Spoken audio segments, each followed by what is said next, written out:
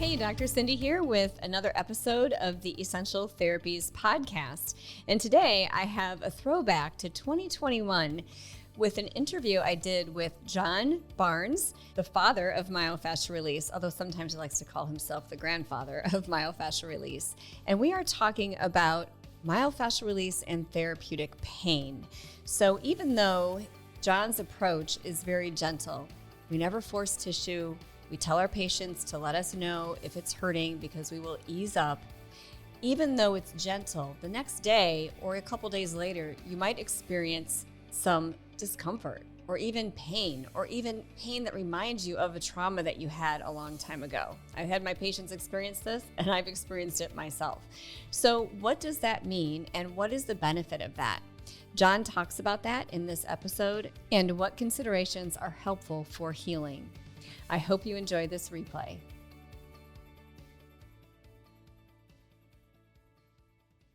Here again with John, we're having our little chats about great things, and one of them we thought we'd talk about right now is therapeutic pain and the healing crisis. So I know this is something that I've experienced lots of times, not only myself, but myself when it was happening to me, John, I trust the process, you know. I was believing and trusting this process, and it was not a problem. I mean, it was still challenging, but when we get new patients, especially, and they are kind of hit with this, they kind of feel like they're hit with it, you know, they don't know how to handle this. And even as we talk them through it, it's scary. And I just wondered if you could share some thoughts about that, how to handle it, how to warn them, all of it. Yeah, let's use the word educate them. Mm-hmm. I think it's really important, though, to educate them the first visit or two. Mm-hmm. Because you never know if it's going to happen or not. And what I pretty much say to most new patients is, after myofascial release, sometimes you feel really good. Mm-hmm. But sometimes you're going to get really stirred up. And it can be very intense at times, but it will never injure you. And you have to repeat this to the patient over and over again. It'll never injure you, because we've had a misinterpretation of pain most of the time. Because as I said, most people don't understand the therapeutic pain concept. Mm-hmm. So most people interpret pain as they're going to die. So what were we taught to do? We were taught to drug ourselves, to drink too much, distract ourselves, talk too damn much, and anything we can do not to feel. Mm-hmm. But the key to healing is feeling. Mm-hmm. And so it's important you repeat that often with them. To say, if you get stirred up at night, that's actually good. Not that I want you to hurt, but I know it's part of the healing process. It's nature's way. Mm-hmm. So that when you leave after treatment, when you get back to your room or your home, you may start to shake, emotions may come up, your pain may intensify. You may have pain in different areas of your body you didn't think were a problem. So try not to, you do whatever you want to do, but try not to be taking drugs or liquor. Try to be with the pain. It usually lasts for a couple of hours, sometimes a day or two. Mm-hmm. And then when I see you again, and the sooner you can get in to see me, the better. But that'll help you get through it faster. Mm-hmm. So when you do come in, let me know what happened, and let me know if there's new areas, because I want to be able to treat those areas too. That's something we call the fascial voice experience. And you want the patient to report that back to you while you're treating them too. See, sometimes when I'm touching you, you're going to feel things far away from where my hands are. The fascial system's all connected. And so wherever you feel things, at some point, let me know, because I need to treat all those connections too. Okay? Mm-hmm. So, as most of you know that have taken my seminars, as a therapist, we have to learn to quiet ourselves down while we're treating people so we can feel. When we're thinking or talking, we're not feeling much at all. So that's why it's important we get treated also and treat ourselves regularly.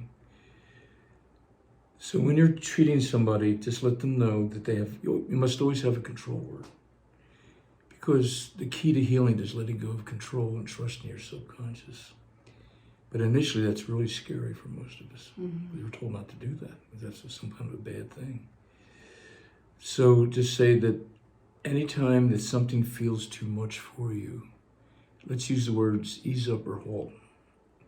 It can be any words you want as long as it's mutually understood. But ease up or halt works pretty good for most people. We use that in the seminars too. So when they say that, whether you agree with them or not, always ease up and halt immediately. They have to know that you're respecting them and you're listening to them. Otherwise, nobody's going to let go of control enough to do that. You know? Mm-hmm. And then it gets easier and easier for them when they see the positive result after they go through whatever came up for them. When you're treating them, you're always feeling into their body. And if you notice that they're starting to brace against pain, initially don't say anything at once, right away, excuse me. But if they're still bracing, that's when you start to educate. So this is an educational process too. This isn't just learning a couple techniques. This is a whole way of perceiving ourselves, the world, and therapy. And it's a very effective way. Mm-hmm. It's nature's way, basically. So that's when you start to say, do you realize you're tightening? See if you can soften a bit. Now, some people will soften, but most will be a bit of a struggle for a while because they lost the ability to soften. Mm-hmm. And they're scared to death. So get across to them that therapeutic pain is not injurious whatsoever. I've written an article called Therapeutic Pain. If you go to my website, look up the article section, and that's a good article for your patients to read too. You're welcome to print it out. There's another article called Myofascial Release, the Missing Link in Treatment. That's a good generic article for people to read. It goes over how this fascial restrictions don't show up in all the standard testing, and how when the restrictions occur, they can generate a tensile strength up to approximately 2,000 pounds per square inch crushing pressure. When the patient hears that, though, you see a wave of hope run across their face, because all the experts have told them there's nothing wrong with your test, are showing nothing. So now they finally realize there is something happening, Mm-hmm. So it's a very delicate interplay between you and your patient or client. So if they tighten up, wait a bit, and then just say soften. And then eventually they'll start to soften more and more as they gain trust in the whole process. So you have to be patient with them. There'll be some people that are so terrified they'll never let go. Mm-hmm. And don't be hard on yourself. All you can do is the best you can do. Mm-hmm. So it's a very important process, because if we don't feel, that includes ourselves, there's no healing that's going to be of any depth or any length of time. You've mentioned before about the tissue memory coming up, and how is that related to the therapeutic pain? I'm thinking of, and I've had this happen a few times with different patients, but someone who had a pain that came up that was just like an injury she had 5 years before, which she didn't even tell me about because she had completely forgotten about that.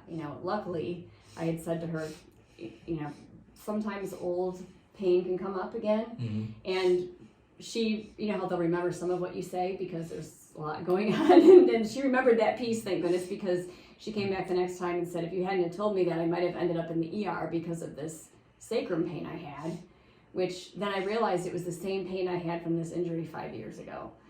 Can you add to that at all as to how that can happen and what, maybe some either examples or why it happens? The problem is that most researchers are looking in the brain for memory, right. And as if that's where our intellect lies, and it's part of it, for sure. It's helpful to start to understand that we're a hologram, this beautiful hologram, and it's not just pictures the way we've been taught. The hologram, so when you leave your body, when you've been overwhelmed, somehow it gets stuck in this hologram, both in every cell, the trillions of cells we have, and way out here somewhere, okay? Our energy field is way out there. And so that there's sights, there's smells, there's sounds, pain, fear, all that kind of thing. And so that as the body processes that finally and fully experiences it, as unpleasant as it may be, it never injures. That's when your body starts to heal. It has to have that, complete that experience, and that's what the myofascial therapist does for their patient. And that's what we have to do for ourselves. And I'll tell you, as much as you're familiar with it, and a lot of therapists out there that are watching this now, as long as I've been doing this, there's times when you go into that healing crisis, you're not sure whether you should go to the emergency room. Now, if you're just run over by a truck, it's probably a good idea. Right. But I mean, I've had my patients say that to me a lot. I'm sure they have you too. My God, that hurt worse than the day the damn truck hit me. Mm-hmm. Yeah, because you didn't feel it. You know. The protection mode. Exactly. It's instantaneous. It's amazing. It's an amazing experience. You know. So it completes the experience. So a lot of people have had car accidents. It's not that you're thinking about the car accident. We've done that a million times. We've talked about it. We've thought about it. And that goes back to something. I'll come back to that in a minute. But then it's important for the patient to tell their story to you. But after 2 or 3 times, the story's in the way. It's not the story, it's the emotions and the sensations under the story that this work gets to that finally frees you. Mm-hmm. So there's going to be a point when you have to ask your patient not to think about it or don't talk about it anymore. Mm-hmm. Just feel what your body's telling you right now, this moment. Mm-hmm. So instead of thinking about the car accident, as you're being unwound or you're having structural work or rebounding done, as you go back into this, all of a sudden, you're looking through the windshield at this truck coming at you. You feel the horror of, you realize you're about to get hit by this massive truck. You hear the metal crunching. Mm-hmm. You hear the seatbelt crushing against your chest. Blood running down your face. You hit the windshield, glass breaking. And you scream, maybe because you never had time to scream. You finally get to scream out. The tears, the emotions come billowing out of you. And as that occurs, all of a sudden, that's when healing commences. It's the most amazing experience. And there's so many good therapists out there doing that now. So I really strongly feel that this is the healthcare of the future. We'll always need good doctors. We'll need surgery at times. We'll need medication at times. But this is a key, a massive one. You know? The talk of the subconscious, I think, is so, I mean, I just even can feel it hearing you talk about it. It runs 95% of what we do every day, you know what I'm saying? Probably more, yeah. Probably more, yeah. And runs so the show. I know what it does. Yeah, so breaking that cycle is hard to do, and just hearing you say this now, is we do that at the tissue level, it's a completely different experience than trying to do it intellectually, because you can't really break it intellectually. Exactly. This way, at least in the tissues. That's exactly correct. It's amazing what our subconscious does for us. And we had that all wrong too. Your fascia is your subconscious. Mm-hmm.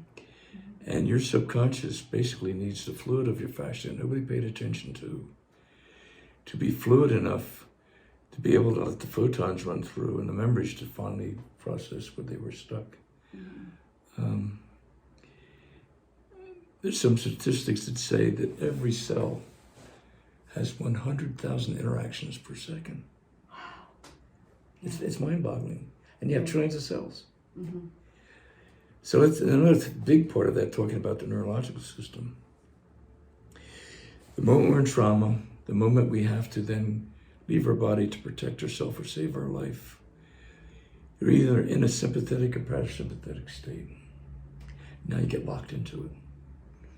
So you've talked about this before, you know, you're like the person who runs around 20 cups of coffee a day. You're agitated, you can't be still, you can't sleep well, your life's a mess. Or it's just no energy at all. Mm-hmm. And so you're stuck. That's the most unhealthy thing, because you're stuck in it. You've lost your adaptability as a human being to be able to respond by the moment to things. Mm-hmm. So we become reactive instead of responsive, and it's a whole different world. So this has everything to do with the quality of our world. When we get in touch with who we truly are, which is channel 3, that's the loving, creative, wise, sensual part of our being. When you find yourself, it's just a magnificent experience. And that's what you see your patients do all the time, you know. Mm-hmm.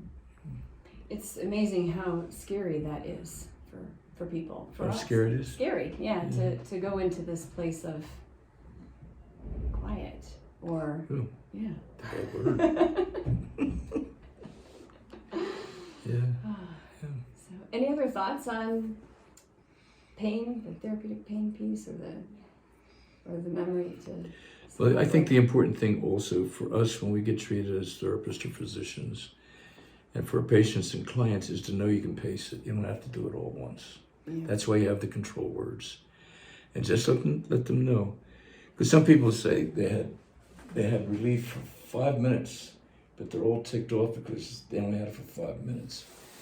Just say your subconscious holding patterns are so powerful. The fact that you had it for 1 minute or 5 minutes or 20 minutes, it shows the potential's there. Yeah. So it's not, you have to sort of chip away at it. So repetition is important. And it's a good place for you to bring up the concept of self-treatment with your patients. And every patient should learn how to treat themselves too. And then they have a lifetime skill. Mm-hmm. You, the therapist, are there to help guide them, to facilitate them. They have to understand that they heal themselves. We don't heal them. And so they have to take responsibility for themselves too. Yeah. You used to say 5 minutes a day. Right? Well, At least 5 minutes preferably a day. more. Yeah. I have to, the therapist, when therapists first come to my seminar, they're very resistant. Mm-hmm. And we all have this message that it's selfish to take care of yourself. Mm-hmm. So we have to get through that because that's total silliness. It's our responsibility to take care of ourselves so we can be strong enough and emotionally stable and mentally clear to help our patients. I mean, if you're all screwed up, and most therapists are, not the ones I've trained. Their subconscious feels that in the therapist. Mm-hmm. The therapist is in channel 5. Nobody's about to let go. Mm-hmm. It's like a dog smells your fear. The patient, their subconscious, is afraid of the therapist if the therapist is full of fear. Mm-hmm. And unfortunately, most are full of fear. Mm-hmm. So becoming a good myofascial therapist isn't just learning a few techniques. It's learning to get in touch with yourself, achieve your own power, your own calmness, your own tranquility. That is our natural state, and you don't need drugs for that. Mm-hmm. Okay. All right. Okay. Another break. Thank you, John, for this great information and reminding us that healing is feeling and that we should avoid masking the pain with drugs or alcohol. MFR releases the stuck subconscious holding patterns that are within our fascia, and even short periods of relief show potential for healing. Channel 3 is our intuitive feeling side, and Channel 5 is our intellectual side. Healing requires being present in Channel 3. Seek out myofascialrelease.com for more information. And remember, we are responsible for our own healing and consistent self-treatment. Thank you for watching.